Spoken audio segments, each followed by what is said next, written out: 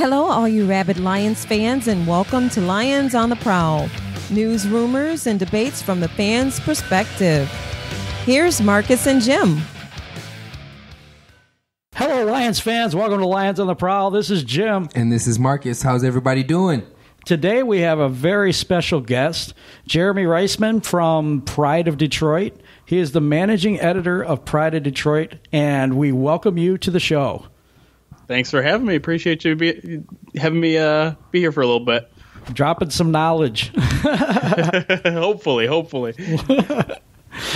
Okay. We're going to start with Marcus. You want to ask a question first, Marcus, from the fans? Yeah, I can go first. Definitely.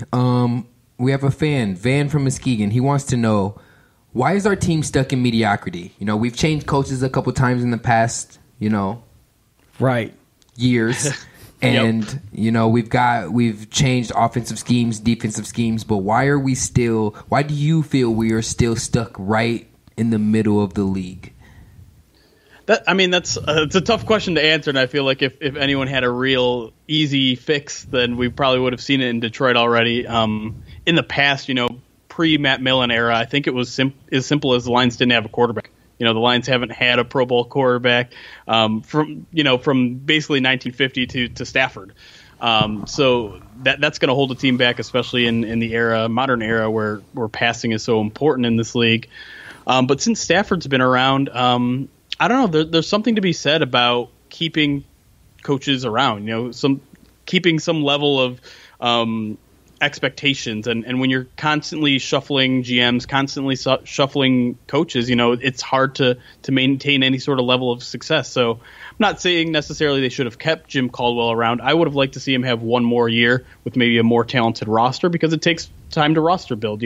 We see quick turnarounds like the Bears and the Chiefs every now and then, but it's really not the norm. It really takes time to build a winner that can stay a winner, because time will tell whether the Bears are going to continue to be good or whether the Chiefs are going to continue to be good, after maybe those quarterbacks are off their rookie contracts. But to build a consistent winner, you need to have a consistent plan in base. And when the Lions are changing coaches every 3 to 4 years, it's hard to maintain some sort of long-term plan there.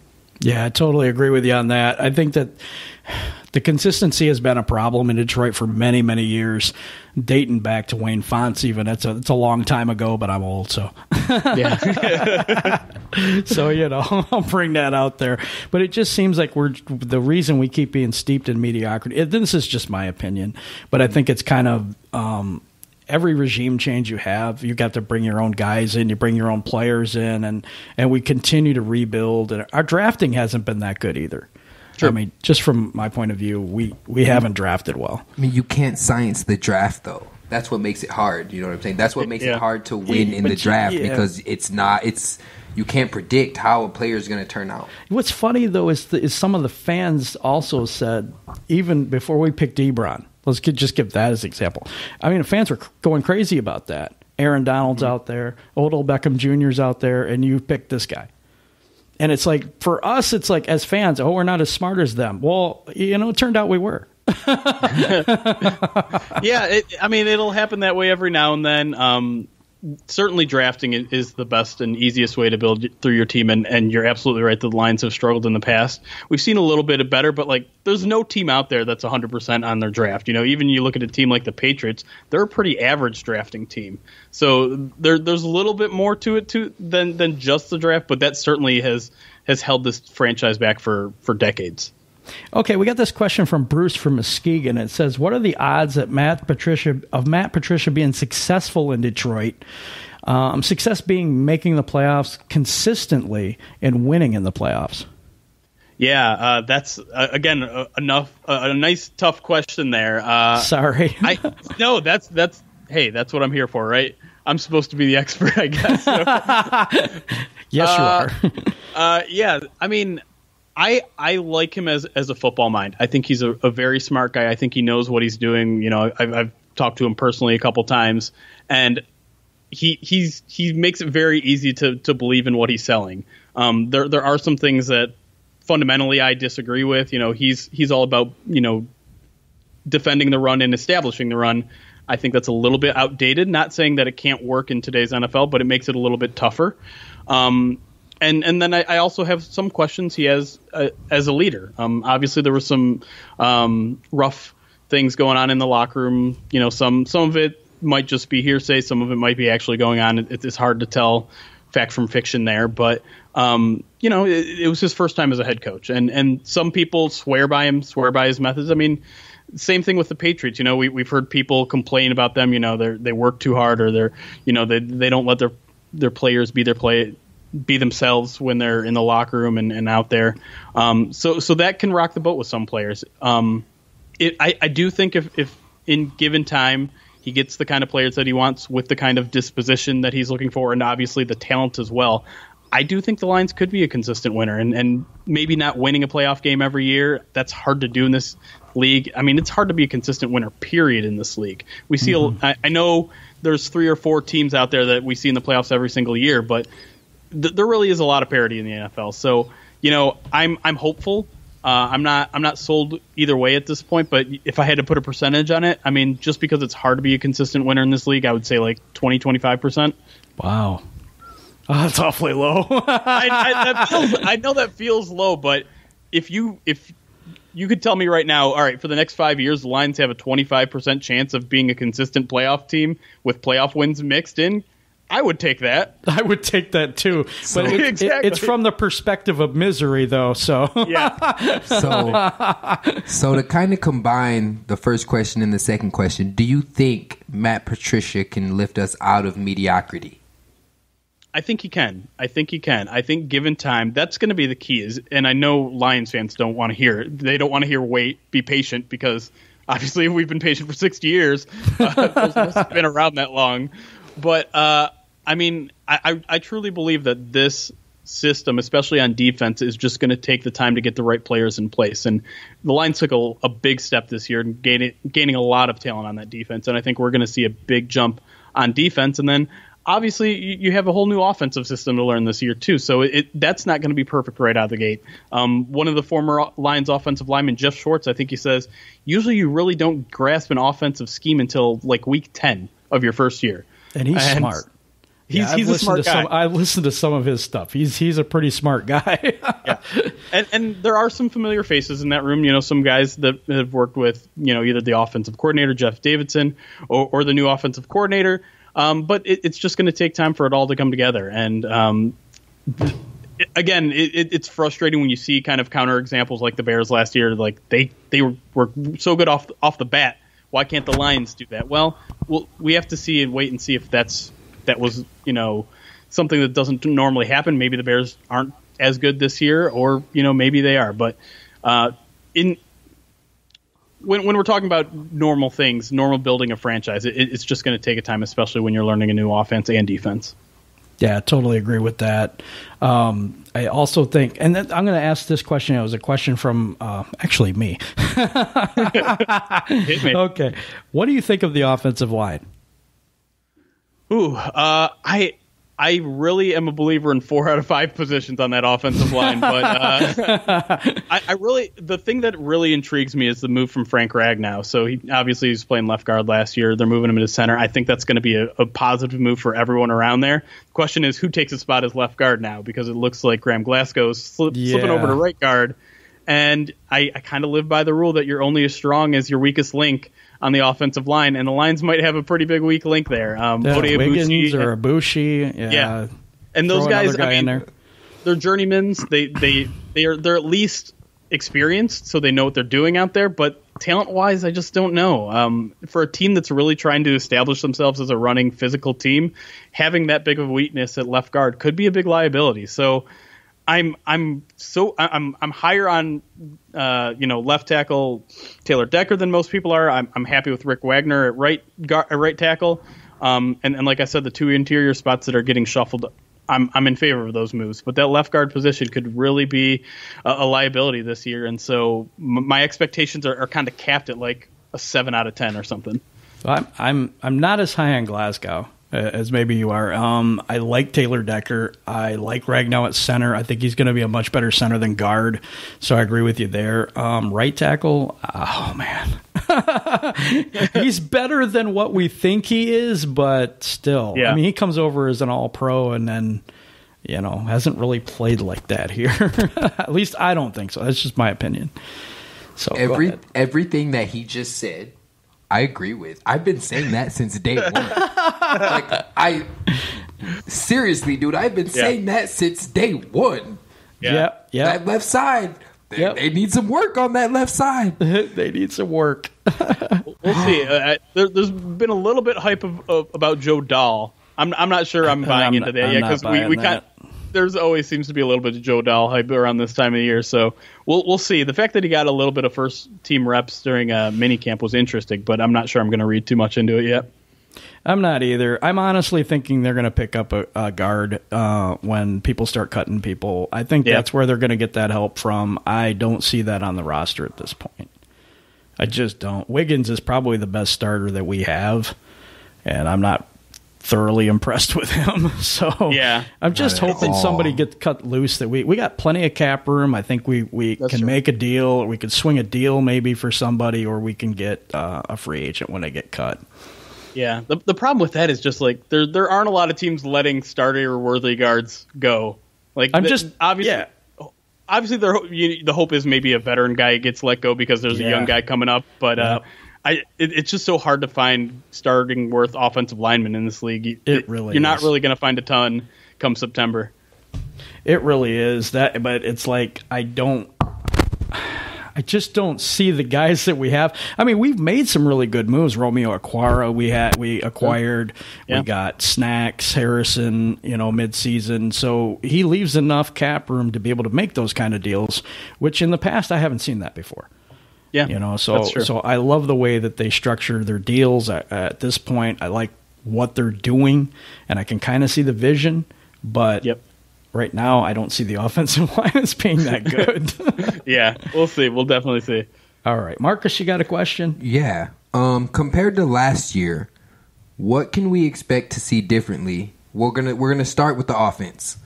Mm-hmm. Start with the offense. Yeah, I think we saw flashes of what we're going to see on offense last year. So obviously some of the games that stick out offensively that were really successful, and really what they're trying to do is the Dolphins game. That's like the prototype, rushing for over 200 yards, keeping the ball away from the opposing quarterback. I think they put up 30-some points in that game. Mm-hmm. Stafford was on fire, and I think he only threw the ball like 19 times. He was something like 16 of 19 for 250 yards. Great yards per attempt, great completion percentage. That's what they want. And so we'll see a lot of that. And Michael Roberts had a good game in that game, which kind of might show you the kind of blueprint of what their plans are for a tight end, is to kind of, be more involved in the passing game, be more involved in the red zone. They obviously have some better tight ends with them this year. So if you want specifics, I think they're going to be a little bulkier. They're going to have tight ends in line a lot. So not necessarily out there receiving balls, but also in there as run blocking and pass blocking. But they're still going to be three wide a lot. They're still, I would say their base formation is still going to be three wide. Danny Amendola is probably going to play 60-70% of the snaps as that slot receiver. But I think the pace is going to be a little different, maybe even a little bit slower. I know that's probably not exciting to some Lions fans because we've seen Stafford be so good in a fast-paced offense. But just the way that when I hear Matt Patricia talk, it's really all about ball control. It's really all about controlling the tempo of the game, and that's with the running game and kind of, just long methodical drives. We're talking 10, 12 play drives instead of quick attacks. And while Darrell Bevell says, he still wants to have a big aerial attack and still be able to kind of hit on deep plays through the air, I think that's going to kind of be intermittent and more dispersed in through a more consistent running game. Wow. I totally agree. I totally agree with that. And I do think that having a good running game and having a top-ranked defense does win championships. And we have not had that. I did a thing. I think me and Tim, another guy that was doing the show with me, also, we had a thing where we were looking back at Stafford's 10 years. And he only had a top-5 defense once. Yep. And that was when Reggie Bush and Calvin Johnson were hurt. Mm-hmm. And I think the average of all those years running attack was 26th in the league average over those years. It's incredible. It's crazy. That's why people scream like the whole playoff wins thing for Matthew Stafford is just like, if you want to just like shake them and like show them those stats. Like, yes. What other quarterback is going through this and still, leading his team to mediocrity? That in itself is kind of an accomplishment. No running game, no defense. The Lions have been at least relevant into November, December for the past 6-7 years. That's kind of amazing. It is very amazing, and a lot of people like trade him, get rid of him, and all this other stuff. Dude's playing with broken bones in his back, we find out. Yep. That's crazy stuff right there. But I also think that oh, man, it's crazy how much he went through last year with his wife and the whole thing. I mean, there's so much going on with that guy particularly, and then you don't have help. For all these years, you had Calvin Johnson. So that's a big argument, right? Sure. Calvin Johnson, he had him for all those years, and why didn't he do this and why didn't he do that? Well, they don't look at the fact that we had a 21 ranked defense overall over those 10 years. Yep. 26 ranked running game and a top 10 passing game. So the only one that's doing his job is him. Yep, pretty much. Over those years. Yeah, okay. I mean, the only time this team really had a complimentary team to him, I think, was 2014, and they came pretty darn close to winning in Dallas. A tough place to win. Yeah, they came really close in that game, controversial call and all, but still, I think that even besides that call, that was quite an accomplishment that year. I thought they had the team to go a little further that year. They did, Yeah, even when you have the horses, sometimes it don't work out. You need a little bit of luck. Absolutely. That's 100% right. Okay, Marcus, you got another question for us? Well, we're just going to go into the second half of this one. Okay. What can we expect to see differently defensively this year? That's a great question. And we kind of saw, I think, splashes of it last year. But the thing that's really going to intrigue me this year, there's two parts I'm going to have a two-part answer here. One is the use of the linebackers. I think we're going to see a lot of different use of the linebackers. They're going to kind of move them around a bunch. We saw Jared Davis towards the end of the year kind of be more of a pass-rushing linebacker. I think they're going to keep doing that now that they have a little bit of reinforcements with Jelani Tavai, the second-round pick. Christian Jones is obviously coming back and actually played pretty well down the stretch. I think a lot of people are overlooking that. And then the second thing is I think the addition of Justin Coleman is going to kind of transform this defense a little bit. I think that's an underrated signing. One stat that I was looking at from Pro Football Focus last week is Darius Slay was, I think, top 5 in coverage on the outside. But in the slot, he was awful. He was like a 40 grade. Yep. Bringing Justin Coleman, he doesn't have to do that anymore. He can stay on the outside and become that top 5 cornerback again. And we saw last year the secondary kind of got burned a lot last year, including Slay. Obviously, there's still questions about the other outside corner position. We don't know if it's going to be Rashaan Melvin. We don't know if all this Tease Tabor hype is for real. Again, probably not buying into it quite yet. Amani Oruwariye is maybe a guy that can take the spot, probably past the bye week. I wouldn't expect a 5th-round pick to be starting week 1. But I just think the fact that they're going to be able to keep Slay on the outside if they want. Obviously, they like him shadowing some guys, and sometimes those guys will slide into the slot. But the fact that Justin Coleman has been added to the secondary is kind of a huge deal. If you just go back and look at last year and how bad the Lions were getting by not just nickel or slot receivers, but kind of all around, because Slay's had to follow some of those guys around, you'll realize just how big of a signing that might be. What do you think about Tracy Walker? He's an interesting guy. He's also a very exciting guy, and it'll be very intriguing to see him now with presumably more playing time now that Glover Quinn's obviously gone. Really physical guy, incredibly fast. He can cover a lot of space back there. I'm interested to see how they're going to use him because I feel like he's a very versatile piece. He can be that strong safety. He's a big hitter, but he can also kind of be that free safety in that he can cover, because he has all that speed, he can cover a lot of field. And that's also something I think we're going to see with their safeties is a lot of those guys are versatile. A lot of those guys can play both ways. A lot of those guys can play nickel corner if they need to. So they're going to play around with those safeties just as much as they're probably going to play around with those linebackers. Yeah, I like Diggs at nickel corner too. Yeah, he's got that too. He does an outstanding job with that as well. I think our defensive line rotation looks really, really good. I'm not as high on the linebackers at this point. But what you said about Diggs, we need nickel corners. Oh yeah. Oh yeah, and Absolutely. We struggled in the nickel. Yeah, we did.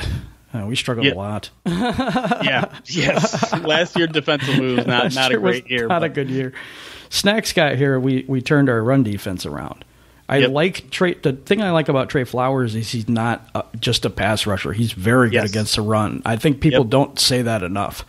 That how good he is against the run. Him and Snacks together, they should be shutting some teams down run wise. Absolutely. Yeah. You look at a team. You know they have Dallas again this year, and that. The Lions did an okay job with Elliott last year. Not great. They obviously competed that game too. They lost on a last-second field goal, but you think about a game like that, and you're like, this team is very capable of beating that Dallas team. Even I'm not sure if it's home or away this year, but it's a good matchup for the Lions this year. Home, I think. Okay. Yeah. We had that. We were talking about that on the last show. It's definitely at home. So we were talking about that one thing. What do you got to do to beat Dallas? I said, stop Zeke. Yeah, that was my number one. And they're well equipped to do it this year for sure. I agree with that. I like the way they are on defense and offense. I'm a little bit skeptical just because it's a first year offensive coordinator. I feel like sometimes that's a built-in excuse, and I hear that a lot. Like Stafford will say the next year, well, it was only our first year in the offense, so we just had to get used to it and learn it and all this. I'm hoping that doesn't happen again. Yeah, the one thing maybe working in the Lions' benefit is a lot of the guys on this roster, offensively speaking, at least are veterans. And a lot of times when you're changing schemes, it's not like you're changing plays. Like, all these plays. All these plays exist in pretty much every playbook. It's just terminology. And terminology from veterans, like, you hope that they pick up on that stuff pretty quick. Obviously, it can be a lot for a rookie, a lot for young guys. And the Lions do have some young guys. Obviously, Kerryon Johnson and Kenny Galladay are some young, important pieces. And there are some young guys on the offensive line as well. But a lot of these guys have played together for a couple of years now. And so the fact that they're able to already bring that chemistry, a lot of the offensive linemen are saying how the chemistry in this locker room is unlike they've ever seen. So the fact that they're learning a new scheme, sometimes that stuff is a little bit overblown just because, like I said, it is the same plays, just new terminology. And once you get the terminology down, then you can start rolling. That sounds good. What do we got? We got any more questions on this? Where do we got? Okay, what type of impact do you think the free agents on the Lions, or the free agents that the Lions brought in, and what's the other one? And the draft picks they made will affect the team this year? I mean, how much improved are they? Defensively, I think it's night and day. I really do. And it's because of the moves we already talked about. It was Justin Coleman, Trey Flowers, and even a guy like Andrew Adams. Like, I feel like the Lions are very deep at safety now. Yeah, they are. Including, obviously adding another one in the draft, another third-round pick there. And so defensively, I think this team has a lot more talent, and not just more talent, but more talent that's branded towards what Matt Patricia wants to do. Bring in his guys, bring in not only the guys that kind of go with his disposition, but bring the same sort of talent he's looking for, the versatility, the being able to play multiple positions and just kind of put their head down and work. So defensively, I think this team is so much more talented that they're capable of going from a bottom 10 defense to a top 10 defense. I really believe that. Wow. Offensively, we'll see. I do think adding the tight ends that they did is important. We saw how little production they got from tight ends last year, and like I said, that Miami game showed what they kind of want to do with those tight ends. The question is just whether they can put it all together in the first year, and I'm not certain. I'm not sold. I'm not hating on the TJ Hockenson pick. I'm not loving it either. It's the kind of guy that they're looking for, and that he can play both ways. And when he's in the game, unlike when Ebron was here, they don't just need to be worried about him as a receiver. They need to worry about him as a blocker. They need to, it doesn't tip their hand when he's in there, whether they're going to run or pass the ball, because he can kind of do it all. So offensively, I'm still kind of skeptical. I'm kind of in the same boat as you. I'm trying to think of any other key additions. Danny Amendola is an interesting guy. Obviously, you shouldn't be expecting Golden Tate production. I don't think anyone in the league could have really come in realistically and put up the kind of production Golden Tate did, because he was just a big play machine. But based on what I saw during OTAs and minicamp, I do think there is kind of a bond building there between him and Stafford, and I do think he'll kind of be that security blanket for him to pick up maybe third and shorts, third and mediums. Not going to be a big play threat, not going to be a guy that's going to get a lot of 60-yard touchdowns like Golden Tate was capable of breaking, but I think he's an interesting guy that's going to do a little bit better than some people are expecting. That sounds good. I mean, I think I have that same thought. Did you realize that? I don't know if you read that. T.J. Hawkinson was rated 77 in Madden. I did. It's like the fourth highest or something five, like that. Yeah, top five for rookies, top for offensive players. Interesting. That's crazy. Very interesting. I don't know. But I was thinking, do we have any more questions from the fans first? Because I was going to do that first. Not from the fans, no. Okay. So only this one. Oh, yeah, we did that. Didn't we do the one? Okay, I'm just going to ask this. Brendan from Muskegon says, when will the owners finally sell the team? I think this was in jest, but we'll ask you that question. Yeah, I don't. There's no sign that this team has any interest in selling the team, and I know from a fan standpoint, it's the easiest solution to why the Lions have been bad for so long is because the owner has been consistent, the Ford family, obviously. But I do think there's been a noticeable change, and nothing against William Clay Ford Sr. Martha Ford just kind of has a different vibe to her, and it seems like she has the respect of the locker room. As quiet as she is with the media, she's there every day that I'm at, Allen Park, their training facility. She's there at every game. People say even at the owners meeting, she's pretty active, which is amazing for a 90-plus-year-old woman. Yeah. So it's and to me, there's no sign that this team isn't trying to win. It's not like they're not pumping money into the organization. They bought a new stadium. They went through $100 million upgrade on the stadium. They're making changes at the practice facility as well. Like they're putting money into the team. This isn't just like a cash grab for them. They do seem to care. And so now that they have people in place in the general manager position that have gone through some success, I think there's reason to believe that maybe the organization is making a bit of a turnaround because she's not the one making football decisions at this point. And so you can't really put that sort of stuff on her, other than maybe if you think Bob Quinn was the wrong hire. But to me, I'm okay with the ownership, and I know a lot of fans probably cringe at a sentence like that, but I am. We got about 3 minutes left in the show, so okay. I'm going to give you a rapid fire. I'm going to give you a name, and I want you to tell me what you think about him. Okay. Isaac Nauta. Good chance to make the roster, given the Lions' small depth at tight end, but has a little bit of work to do. A little raw. Yeah, I've heard he's doing really well. That's why I wanted to ask you about him. All right. So I got a rapid fire for you. Just one that we brought up last week. Do you think Theo Riddick's going to make the team? I do. That's a really tough one. I know the cap hit is a lot, and the Lions could use that, especially carrying it over to next season. But I think people a little bit they don't necessarily appreciate what he brings to the game. And obviously his yards per catch were down last year, but his ability to block on third down, really more valuable than a lot of people think. And I know Zach Zenner is okay at it, but Theo Riddick is amazing at it. He's still very good at it. He's still one of the best third down backs in the league, in my opinion. And I know that's only one down per three, but I think the Lions can take on his cap hit. We said how much cap space they have this year still. I think he still makes the team. That sounds good. I'm hoping he does. I'm hoping he does. Okay, I had misread the time. We have plenty of time. Let's keep going, then. It happens. It happens. All right, so I got another question for you since we have plenty of time. Since I messed up the time. How do you think that the new tight end scheme is going to help Stafford this year? That's a really good question. The thing that I think about when I think about now the Lions having a good tight end crew, and especially full of those two-way tight ends, is I think to the time of Brandon Pettigrew.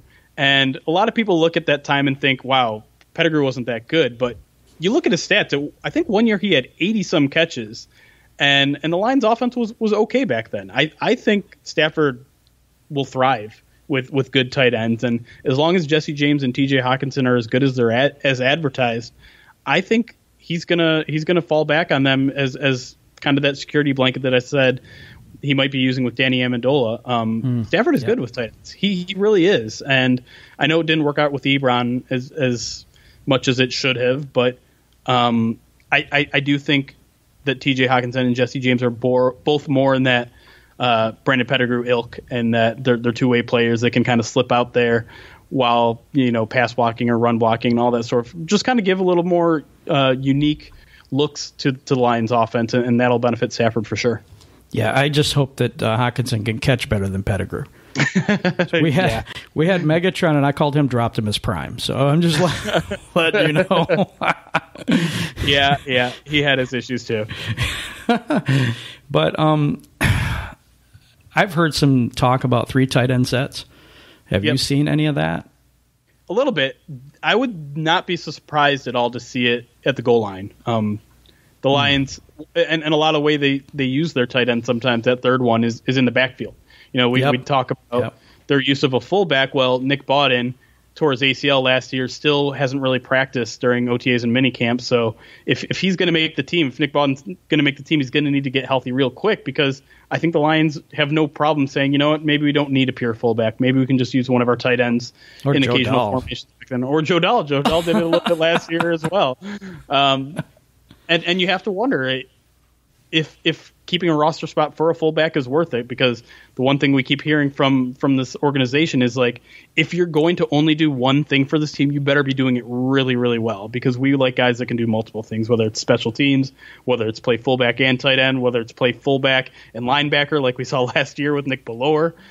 They need guys that can do multiple stuff, and having a pure fullback might just not be worth a 53 spot on the 53-man roster.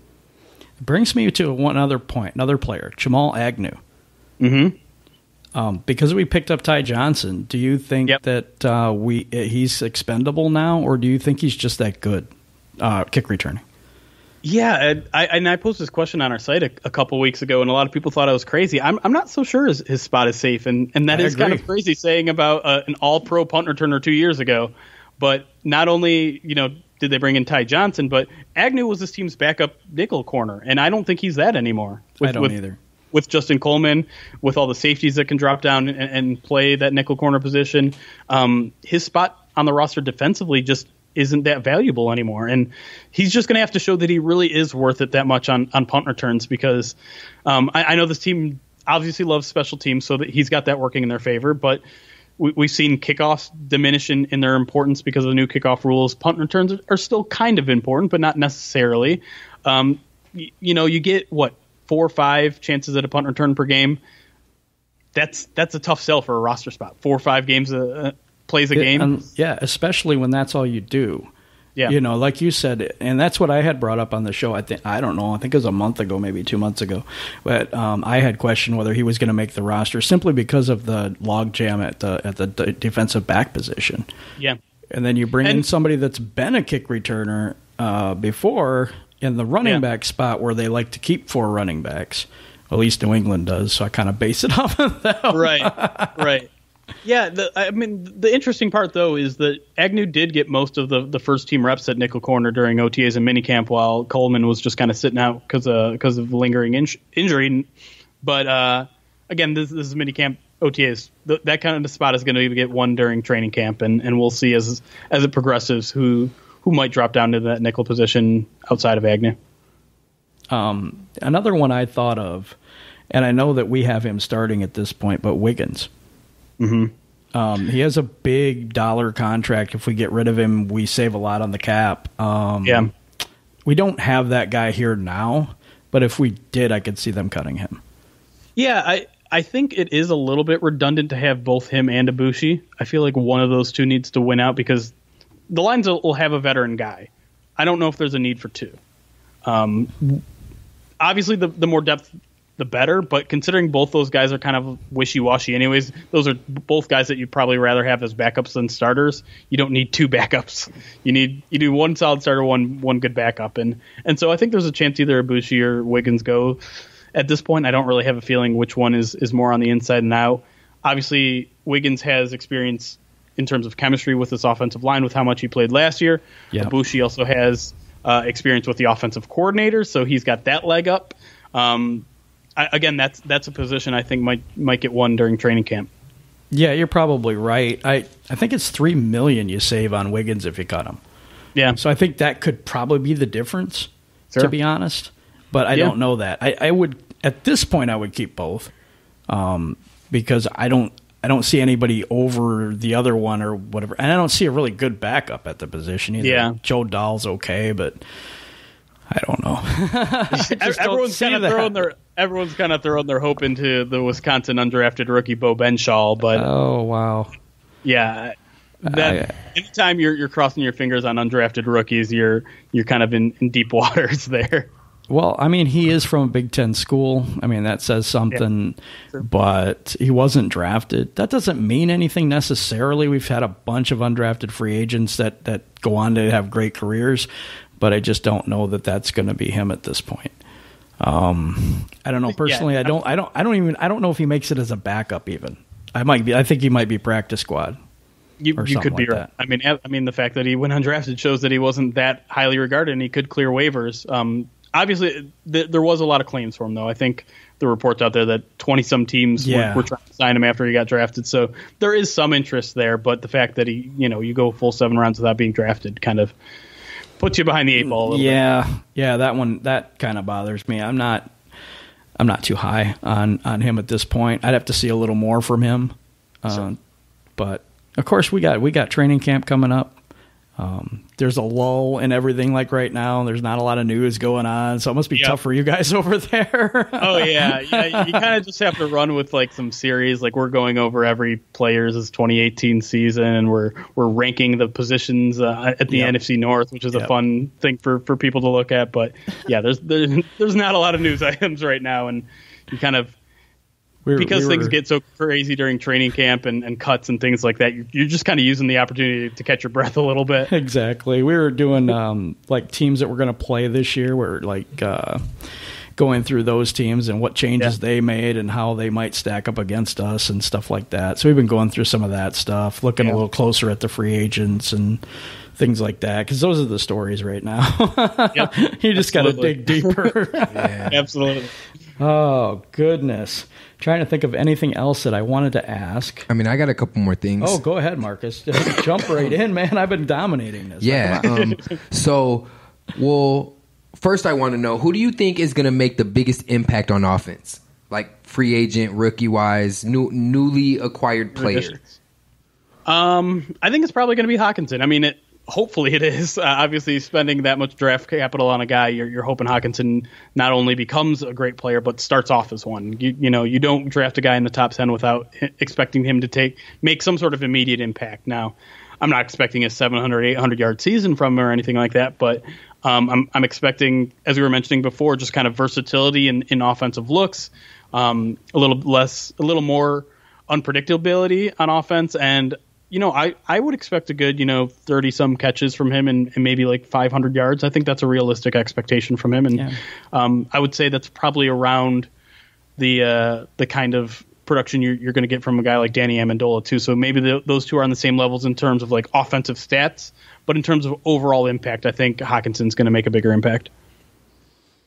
Okay. Marcus, you had another one? Yeah. What about the defense? Who do you think is going to impact the defense most? The most out of the newcomers. Out of the newcomers, yeah. That's going to be a toss-up between Coleman and Flowers, I think. I guess I'll probably go with Flowers there just because, again, another really, really big investment, another guy that can already jump in there, knows what he's doing, has been in this defense before. Lions had just like the perfect slot opening for him to just come in there, do what he needs to do, and we alluded to it before. This defensive front is great right now. On paper, this is one of the best defensive lines in the league. It really is. And with him sliding in there, it's a great situation. He's got Deshaun Hand or A'Shawn Robinson next to him, both young guys that are kind of playing really well right now. Snacks Harrison is going to eat up the middle, and then on the left side, you either got Devon Kennard as kind of an edge linebacker guy, or you can slide in a couple different guys in that position. Okwara is a guy that they'll slide in as well, and kind of he's a guy that'll be able to keep Flowers fresh. And so, as you mentioned, well-rounded guy. He isn't just a sack guy. He's a good run defender. He's a 3-down guy, so he's not going to be leaving the field that often unless the Lions want to keep him particularly fresh. So I think he's going to increase his team's sack numbers, but maybe even more important, increase his team's pressure numbers, because last year their sack numbers were actually pretty good. I think they were 11th in sacks, which if you were watching the games, it certainly didn't feel like that. So a lot of that was probably coverage sack variety. So they just need more consistent pressure. And I think bringing in Flowers is going to transform this defense into a more pressure generating defense. Did you have another one then? Because I have one. Go ahead. What do you think of Austin Bryant? Ooh, I think he's eventually going to be Devon Kennard. He's eventually going to be that role. And in terms of talent level, it's way too early. He's coming off the torn pec, so he didn't play much during OTAs and minicamp. We'll see if we get to see much from minicamp. I wouldn't be surprised if he starts on the PUP. So they might hold him out a little bit. There's no hurry with him because they have Devon Kennard, and so in terms of his rookie year, I wouldn't expect much. But I do think that's the role that they're grooming him to be is that kind of outside linebacker, pass rusher, holding the edge type of guy, and he was very good at that at Clemson. So I think it makes sense as a signing, but it's a draft pick you're just going to have to be a little patient with. Yeah, I agree with that. I wanted to ask you a little bit about the holdout situations with Darius Slay and Snacks Harrison. What do you know about it, and when do you think they're going to come back? I said probably second week of training camp is what I thought. Maybe first week. I don't think this is going to last a long time, but that was just my opinion. I wanted to get your take on it. Yeah, and I want to preface it by saying I don't really have any insider information. I haven't talked to their agents or anything like that. So this is more speculation and just kind of like my gut feeling based on what I'm hearing from those guys, what they're saying on Twitter, those sort of things. Right. And I get the sense that Darius Slay is not quite as steadfast in his holdout as Damon Harrison is. Harrison has been very if you watch him on Twitter, he's kind of adversarial about it. He's very serious about it.